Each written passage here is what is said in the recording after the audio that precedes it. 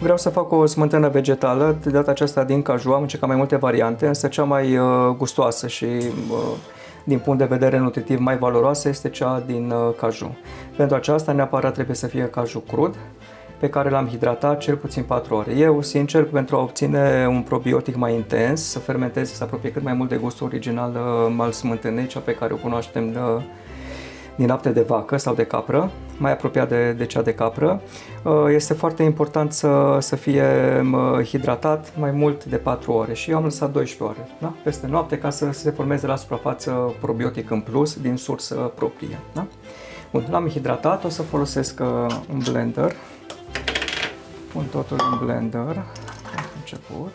Am avut două variante de caju, bob întreg, da? Sau feliat, cum găsiți, nu e important. Ce este important este să fie caju crud, da? Să nu fie prelucrat termic, ca să poată hidrata și să nu aibă, bineînțeles, surplus de sare. Am așezat caju în blender, o să folosesc pentru început puțin lapte de soia de această dată, pentru că nu am avut cantitatea necesară să fac lapte de caju, dar buchetul de arome este mult mai complex. Mi place mai mult așa decât să fie gustul 100% doar de caju. Da? De multe ori fac cu migdale, le combin. Aici se poate juca fiecare cum își dorește. Ține de creativitatea fiecăruia. Da, exact. Da, mie îmi place să combin gusturile. Am învățat în bucătărie să fac lucrul ăsta și mi-e foarte drag.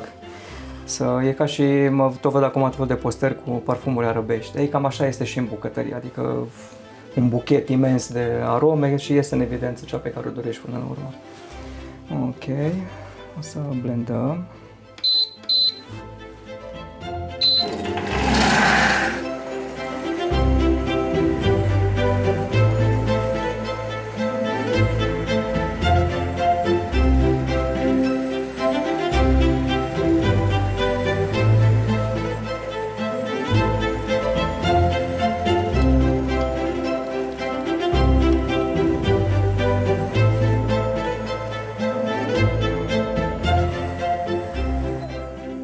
Da, este foarte important să obțină o pastă cu consistența pe care am dorit eu la smântână. Acum, având în vedere că o să pun probiotic natural obținut în urma fermentării de 12 ore a cajuului, o las puțin mai lichidă, pentru că, având în vedere că va sta undeva la 17-20 de grade pentru cel puțin 12 ore în vas de sticlă, va intra în fermentație naturală și se va îngroșa. Da?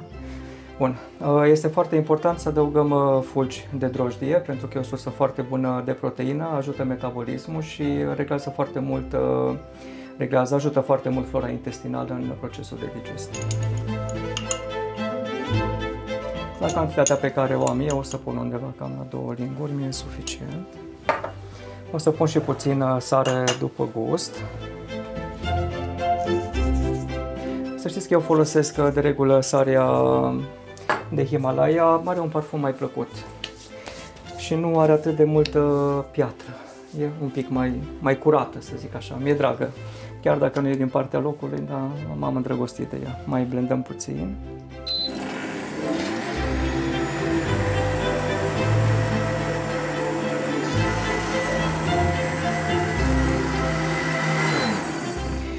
Probioticul, pentru a-și începe mai repede acțiunea, l-am ținut 4 ore cu laptele pe care l-am obținut. Da? Deci probioticul se poate lua și din pastiluțe, da? Trebuie văzut care din ele sunt cele potrivite. Acum în magazinele de specialitate cu produse naturiste este probiotic controlat și e în regulă, dar putem găsi și în farmacie. Ar trebui văzut care se potrivește organismului nostru, dar ca să fie unul care se potrivește la toată lumea, indicat este să cumpărăm un probiotic care e special pentru produse vegane din lapte vegetal. Dar ca să intre mai repede în acțiune, l-am pus în lapte și am ales probioticul, așa cum cred că am mai specificat. Au stat 12 ore aproximativ la înmuiat caju. S-a făcut o spumă groasă deasupra, toată spuma respectivă am cules-o. Am dus undeva laptele la un 40 de grade temperatură, am adăugat probioticul și l-am lăsat să lucreze, să își facă treaba asta. Se adaugă ultima dată.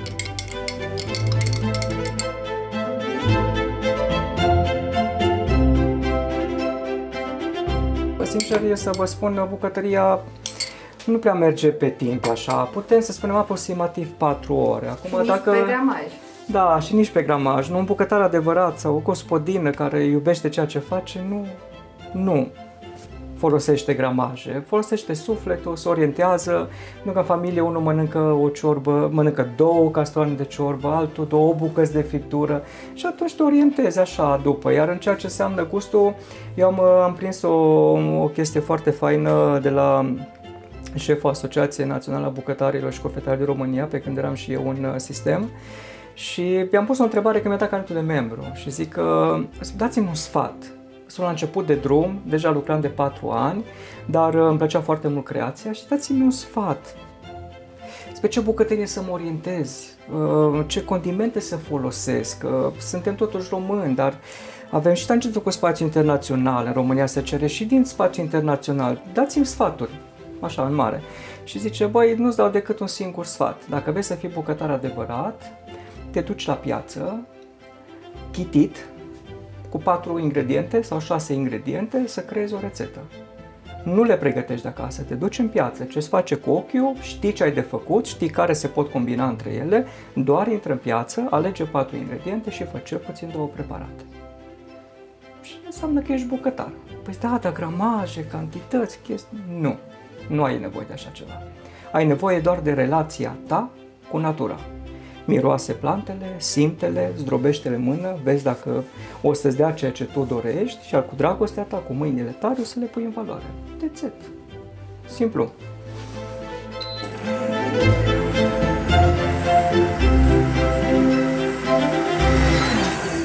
Da, eu am terminat pe partea asta. O să pun smântâna în vase de sticlă neapărat, pentru că am un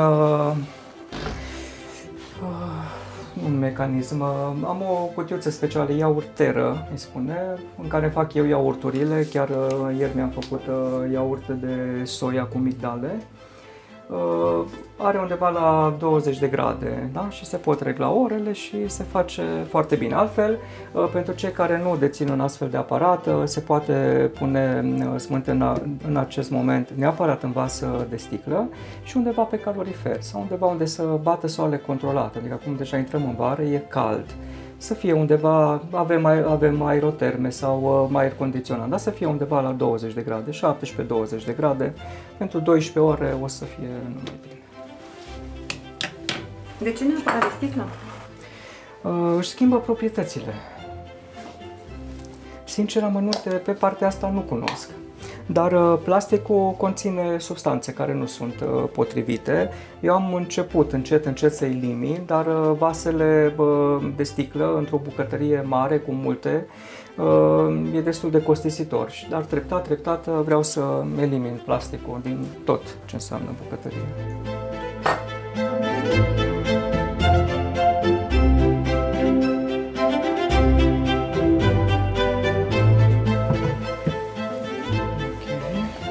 Îmi place foarte mult smântâna aceasta, o să vedeți în momentul în care o să facem ciorbe de post, dă o savoare foarte faină ciorbe de post.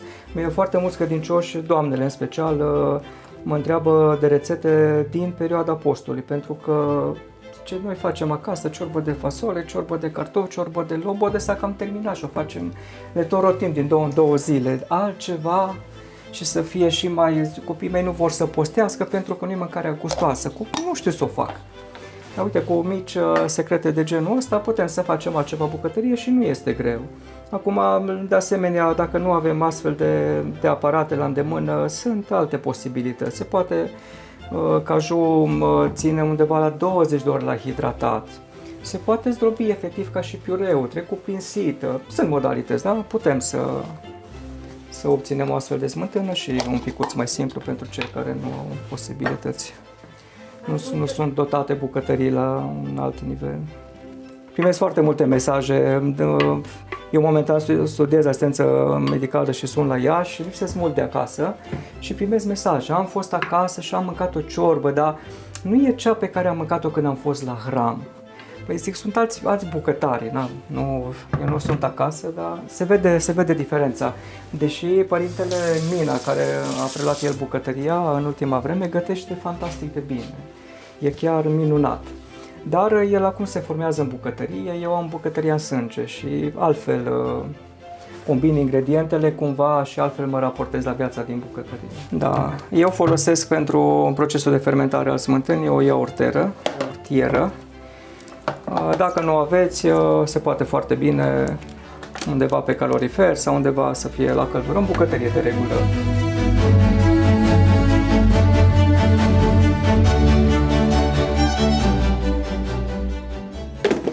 O să programez undeva la 12 ore.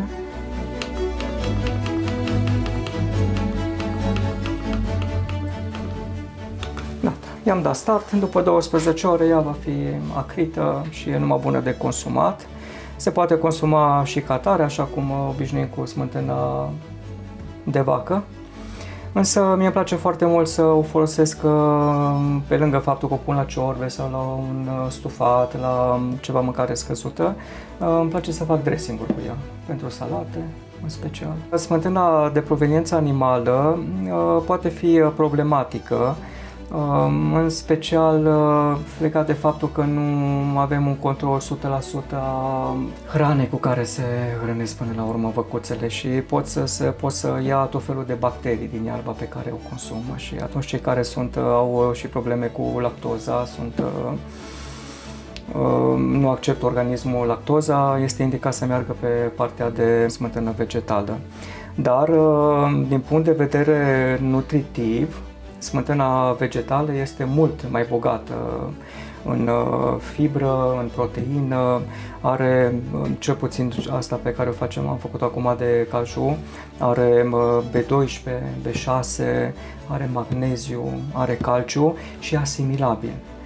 Smântâna de proveniență animală, din păcate, nu este asimilabilă și pentru că nu conține probiotic, ar trebui noi să consumăm probiotic pentru a nu distruge flora intestinală. Deci, mare atenție cu smântâna de casă, folosită moderat, adică undeva la 100 de grame pe zi, în ziua în care avem deslegare la produse de proveniență animală, e mai mult decât suficient. Dar dacă suntem iubitori de lactate, putem să ne educăm gustul în așa fel încât să ne producem propriile noastre produse lactate, vegane și să avem o viață sănătoasă și frumoasă. O altă variantă de smântână foarte potrivită pentru cei care vor un gust mai discret de smântână. Am cunoscut foarte multe persoane care se plâng de faptul că gustul smântânii e foarte pronunțat, ar vrea ceva mai delicat, cum ar fi smântâna dulce pe care o cunoaștem noi, extrasă din smântâna fermentată. În zilele de post, pentru astfel de variantă, recomand o smântână făcută din orez. Pentru aceasta am ales un orez de sushi, țin foarte mult la asta, pentru că are bobul rotund și e lipicios, astfel încât să-mi dea textura pe care o doresc. Însă se poate face și cu un alt tip de orez alb până la urmă, însă îl recomand pe acesta. Sau în cel mai rău caz, un orez basmati. Tot așa, l-am fiert foarte bine, l-am lăsat să răcească, îl pun în blender.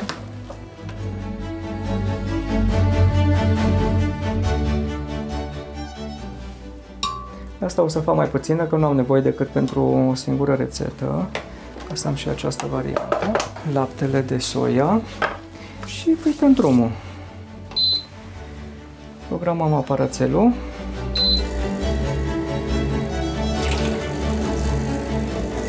Eu de nevoie am ajuns să studiez lucrurile acestea. Am gustat în bucătăria franțuzească. Acolo am văzut multe preparate de proveniență vegană pe care le foloseau în patiserie, în mod special, ca să obțină anumite gusturi speciale.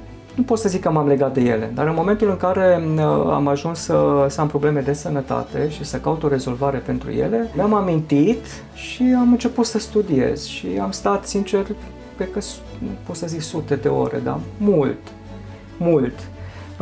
Pe internet în prima fază, până când am descoperit librărie online cu cărți dedicate, da, cu preparate vegane și am început să testez. Nu întotdeauna ți ies de prima dată, acum cu toată experiența de bucătar, vă spun sincer că unele rețete abia a doua sau treia oară mi-au ieșit, pentru că n-am avut tangență cu acest tip de ingrediente decât în patiserie, dar nu prelucrate în prealabil ca să obțin o pastă și cu ea să combin altă pastă și să fac știu eu ce chec. Nu am făcut asta decât le-am consumat așa brut. Și din curiozitate am ajuns din aproape în aproape să testez tot felul de brânzeturi și mai multe tipuri de lactate și iaurturi și chefir, smântână, iată. Da. Și l-am introdus în bucătăria de post, pentru că am văzut cât este de importantă ca mâncarea să fie totuși primitoare.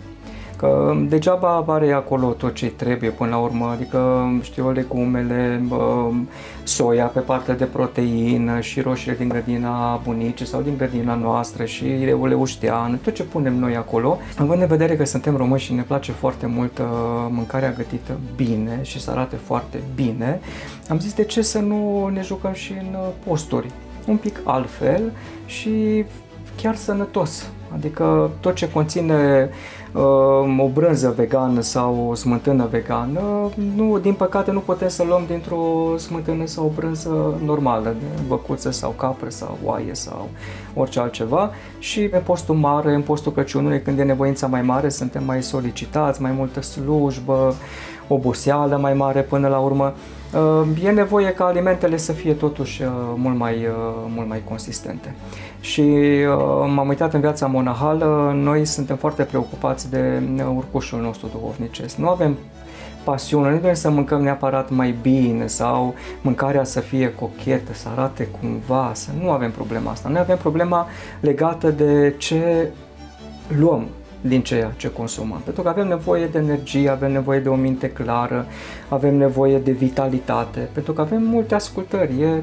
Viața de mănăstire este solicitantă și cred că la asemenea este și pentru dumneavoastră care trăiți în lume, cu job, cu copii, cu stresul societății, cu toate. Da? Dacă nu ne hrănim sănătos, ajungem să dezvoltăm diverse patologii și din aproape în aproape ajungem să depindem de medicamente și de spitale și de medici în condițiile în care am fost creați perfecți. Și tot ce avem nevoie pentru ca organismul nostru să fie în deplinătate, în legătură cu Dumnezeu, prin revelația naturală, totul este în jurul nostru. Nu avem nevoie de pastile de nicăieri. Trebuie doar să gândim, să dăm frâul liber imaginației și să ne hrănim, e foarte important, cu produsele pe care le găsim în aria în care trăim. Că suplimentăm cu o smântână de orez, cu o smântână de caju, ăsta este un alt aspect, e până la urmă să amplifice valoarea nutritivă a preparatului pe care noi îl facem. Dar legătura cu pământul, cu sângele din care ne-am născut, este fantastic de importantă.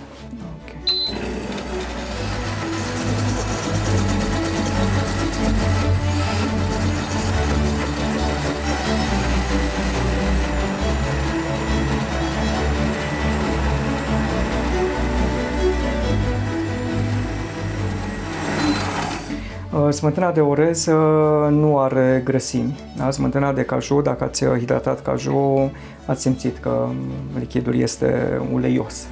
La orez nu avem aceeași poveste, ca atare, pentru a avea o consistență cremoasă, eu folosesc ulei de măsline și treptat, în timp ce se blendează, vin cu ulei de măsline.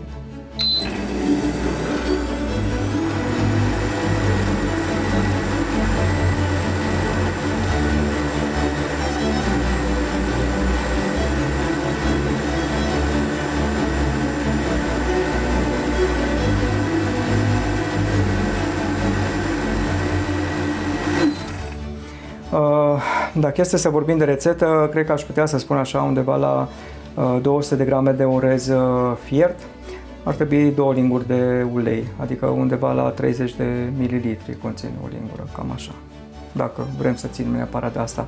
Dar, repet, se vede după cum arată, ne spune. Întotdeauna când pregătim o rețetă, să știți că preparatul vorbește de la sine.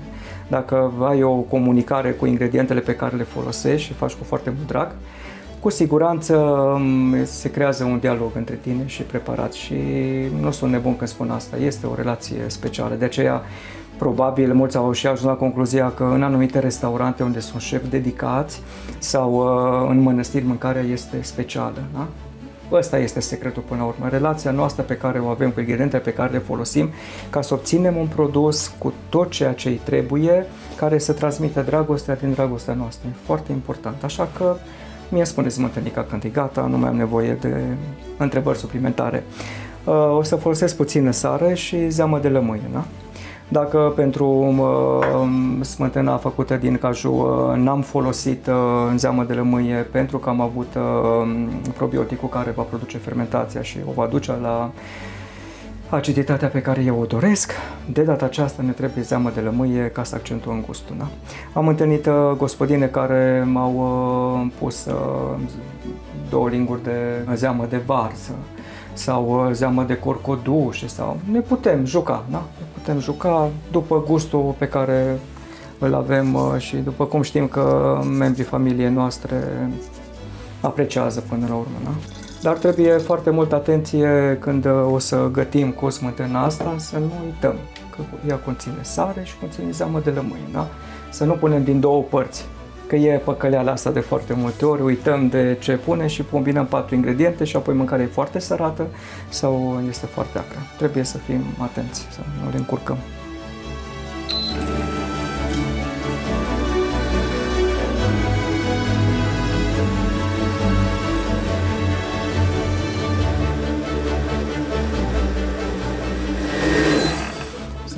Consistența, așa, din câte o văd eu după ochi, este foarte bună. Da, smântâna are, o să vedeți când o turnăm, are consistența pe care eu o doresc, da? Este superbă. Smântâna este gata, se mai poate fixa gustul, dar eu din ce știu că am pus, în principiu treaba e foarte bună. Ea are gustul pe care eu mi-l doresc, consistența, este cremoasă, e nutritivă. Eu o recomand servită și la micul dejun. Pe mie, de exemplu, îmi place la micul dejun să îmi fac pe croton de pâine făcută din secară, fără drojdie, cu multe semințe, să pun un pat de microplantule, un ou poșat și o lingură de smântână de orez, în cazul acesta. Și e un mic dejun care are undeva la 300 de calorii, îți dă energia de care ai nevoie să începi ziua și culmea e foarte sănătos. Da? Nu are colesterol, nu se asimilează, treaba este bună, digestia este la fel foarte bună pentru că se dezvoltă probiotic înăuntru, prin faptul că va sta și ea 12 ore, tot așa la temperatură controlată. Se poate drege ciorbă cu ea, se pot face sosuri, de toate. Se poate folosi în checuri, în tot ce ne dorim. Da, vă mulțumesc!